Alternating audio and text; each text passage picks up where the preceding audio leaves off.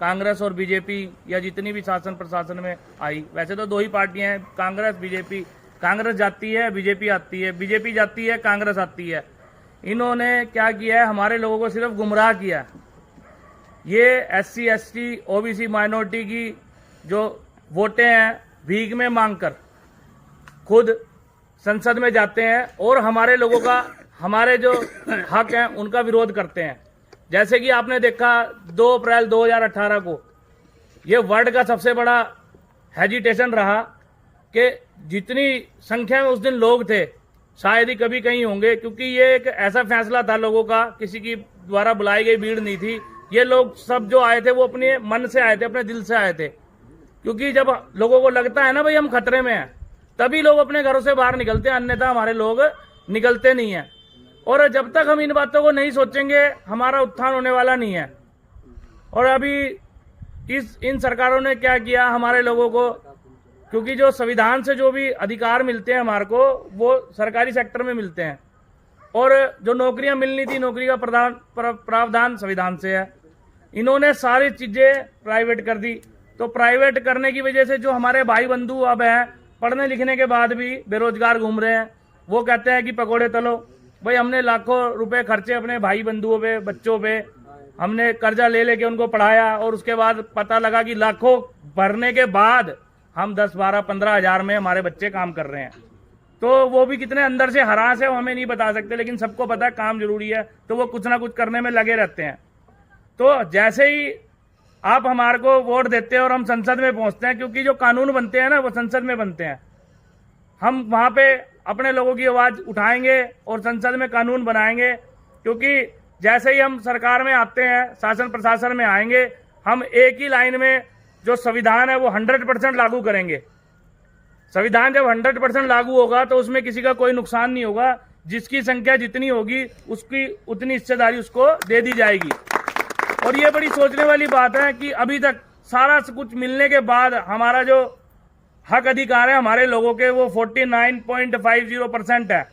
लेकिन ये सोचो कि 85% लोग 49% आरक्षण ले रहे हैं, लेकिन 15% जो ले रहे हैं वो 51.50% ले रहे हैं। तो ये बात सोचनी होगी कि थोड़े से लोग तो 50 रोटियां खा रहे हैं और जो 85% लोग हैं वो कुछ भी नहीं खा पा रहे। क्योंकि लोगों को तो ऐसा ही लगता है भाई SC कोटे से हैं, शायद इनकी नौकरी लग गई होगी, SC कोटे से इनकी नौकरी लग गई होगी। तो भाई वो सिर्फ धरातल की बातें नहीं है, वो हवाई बातें हैं। आप जाओगे जहां भी देखोगे वहां पे लोग बेरोजगार हैं, हमारे बच्चे बेरोजगार हैं। और उन्होंने क्या किया था, अभी कई चीजें हमारे लोगों को नहीं पता, लेकिन हम उस पर काम करा है हमने। और जो लोग कहते हैं कि नरेंद्र मोदी इतना अकड़ू है, हमने उसको बिल्कुल सीधा किया है। वो बता सकता हूं कि जो वो लेके आए थे 13% रोस्टर, और हमने अपना काम किया। हमने एक ही दिन में 200% रोस्टर के लिए काम किया और हमने उसमें जीत हासिल की। मतलब जो भी मैं बोल रहा हूं वो कोई हवाई बातें नहीं है, उसका रिटर्न एविडेंस है हमारे पास। और हम निरंतर उस पर काम कर रहे हैं ताकि जो हमारा जो DSC के ऊपर हमारा काम जारी है। और हम जो चाहते हैं कि भाई जो नदी के लास्ट में भी कोई झुग्गी वाला बच्चा है ना, उसको भी सारे हक अधिकार मिले। हम सिर्फ A और B की नहीं, हम A से Z तक की लड़ाई लड़ रहे हैं। हम ये नहीं चाहते कि भाई हम तो पढ़ लिख गए, हमारे बड़े भाई भी पढ़ लिख गए, लेकिन जो बाकी नहीं पढ़े, जिनके पास आज 3 से 5 करोड़ लोग ऐसे हैं जिनके पास अपने आधार कार्ड तक नहीं है, जिन्हें घुमंतु जाति कहा जाता है, लेकिन उनके लिए कोई वो नहीं है। और आपने देखा होगा जगह जगह जंगल काटे जा रहे हैं। मणिपुर में देखा कि हमारी बहन बेटियों को वहां जलाया जा रहा है। जो भी काम होता है उसके पीछे कोई ना कोई कारण होता है। उस कारण के ऊपर हमारे लोग काम नहीं करते, भावुक हो जाते हैं और लोगों के साथ लग जाते हैं, लेकिन उस कारण के ऊपर ध्यान नहीं देते। उदाहरण के तौर पे बताना चाहूंगा कि आपने देखा होगा एक कुत्ता है, अगर हम कुत्ते को पत्थर मारते हैं तो कुत्ता क्या करता है? जब हम कुत्ते को पत्थर मारेंगे, कुत्ता क्या करता है जी? क्या कुत्ता पत्थर को काटता है? किसे काटता है? जिसने पत्थर मारा है। तो कुत्ते में कल है। हमारे लोग इस बात को नहीं समझ पा रहे कि हमारे महापुरुषों ने सारे काम हमें करके दिए। 1848 से लेके 1956 तक 108 सालों का संघर्ष है। हम तो उसके ऊपर निरंतर काम कर रहे हैं। उन्होंने हमें बताया कि लड़ाई जो लड़नी थी वो लड़ चुके हैं, हम तो उसके ऊपर काम कर रहे हैं। सिर्फ हमारे लोगों को अब समझना पड़ेगा, 70-75 सालों से कांग्रेस और बीजेपी ने हमारे को धोखेबाजी के अलावा कुछ नहीं दिया। हमारे जो 131 MP यहाँ से जाते हैं चुन के, वो हमारी बात नहीं करते, वो सिर्फ पार्टियों की बात करते हैं, वो हमारे नुमाइंदे नहीं हैं। उनको सिर्फ जानकारी के लिए बता दूं कि एक होता है बंदे को पावर देना और एक सिर्फ नाम देना। तो हमारे लोगों को सिर्फ नाम दे दिया भाई ये एमपी है, लेकिन उसे कोई पावर नहीं है कि भाई वो कालका में, अंबाला में, हरियाणा में कोई काम हमारा करवा सके। तो मैं यही कहना चाहूँगा कि भाई आपके पास कोई भी आए, उससे दो ही बातें करनी है, दो ही चीज़ पूछनी है कि भाई हमारे बच्चों की शिक्षा और हमारे बच्चों की जो नौकरी है उसके बारे में आपका क्या कहना है। इस बारे में अगर आप पूछेंगे तो उनके पास कोई जवाब नहीं होगा, वो सिर्फ कहेंगे भाई हम काम कर रहे हैं।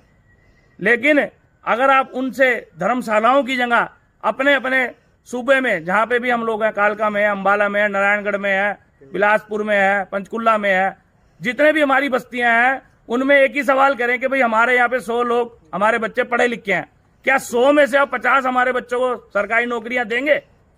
लेकिन हमारे लोग सवाल नहीं करते। हमारे लोग छोटे छोटे लालच में, कच्चे लालच में पड़ जाते हैं। अगर हमारे 10 लोग बच्चों की भी नौकरी लग गई ना, और उन्होंने बीड़ा उठा लिया कि यार हमने ये मंदिर और धर्मशाला बनानी है, तो 10 बच्चे यूं मंदिर और यूं लेंटर जो भी पढ़वाना है 1 मिनट में पढ़वा देंगे। तो हमारे लोग इस बात की जानकारी लें, इस पर मंथन करें कि हमारे को सिर्फ धर्मशालाओं के चक्कर में नहीं पढ़ना, मंदिरों के चक्कर में नहीं पढ़ना, क्योंकि वो मंदिरों में हमें उलझा के रखते हैं कि हमें ग्रांट दे देते हैं। अब जैसा कि मैं पहले भी आया हूँ, यहाँ पे आता रहता हूँ, पता चला भाई जो ये काम किया है, क्या किसी सरकार ने ग्रांट दी है इस मंदिर की? ये हम लोगों ने अपने पैसों से बनवाया है ना। तो हम कर सकते हैं, हम किसी बात से कम नहीं है। तो सिर्फ अब हमें अपनी बात रखने का वो चाहिए, और हम अपने आप की और अपनी खुद की बातें हम रख रहे हैं। हम समाज के लिए निरंतर प्रयास कर रहे हैं। अब जब भी कोई आपके पास आए तो उनसे कुछ मांगने की बजाय ना सिर्फ नौकरियों की आवाज उठाना, क्योंकि अगर हमें को नौकरियां मिलेगी, अगर एक बच्चे की नौकरी लगती है हमारे की, तो उससे हमारा पूरे घर का निर्वाह चल सकता है जैसे पहले चलता था।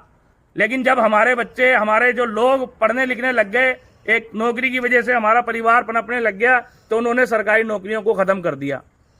अगर किसी एक बंदे की नौकरी लगती है, गवर्नमेंट जॉब लगती है, तो 50 से 60 हजार रुपये आज हमारे पीएन को भी मिलता है, ऐसा ही होता है। और कोई गस्टेड अफसर है तो उसकी 2 से 3 लाख। और अगर देखा जाए तो उन्होंने हर चीज को प्राइवेट कर दिया। प्राइवेट में क्या है, अगर 60 हजार की नौकरी कर रहे हैं, 50 हजार की नौकरी कर रहे हैं, तो जो एक बंदे को नौकरी का पैसा मिलता था, उन्होंने 5 बंदों से काम ले लिया ठेकेदारी करके। कैसे? 5 लोगों को लगा दिया, वो भी 8 घंटे के लिए। मिलनी चाहिए थी हमारे को 50 हजार, दे रहे हैं हमारे को 10 हजार। वो भी अगर 1-2 महीने की रख ली तो उन्होंने तो करोड़ों रुपए खा लिए, और हमारा जो घर का निर्वाह है वो वहीं का वहीं रुक गया। ये इस चीज पे हमने काम किया है, हमने मंथन किया है कि हमारे लोगों को अभी बोर्ड के या कमेटी के जो ठेके निकलते हैं ना, उसमें भी 30 से 50 हजार रुपए लेके उनको रखा जाता है, तब जाके हमारे लोगों को 14-15 हजार रुपए की नौकरी मिलती है।